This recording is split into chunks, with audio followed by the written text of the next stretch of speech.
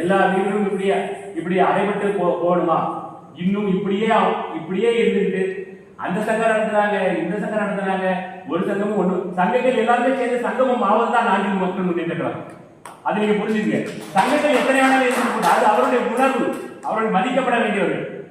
ஒருத்தர் தன்னுடைய நேரத்தை தாண்டி தன்னுடைய மக்களுக்காக ஒருத்தர் இறங்கி வரலாம். அது யாராக இருந்தாலும் அவருடைய உரிமைகள் மறுக்க அவருக்கு ஒரு பேர் வச்சுக்கிட்டு அது விஎஸ்எஸ் ஆக இருக்கட்டும் இல்லை என்எஸ்எஸ் ஆக இருந்து பிரச்சனை. அது அவரை பாராட்டணும் கண்டிப்பா. ஏன்னா தன்னை தாண்டி ஒரு சிந்தனை வந்துட்டுல தனக்கு மட்டுமே வாழ்ந்த மக்களாக தான் நம்முடைய பிரச்சனை.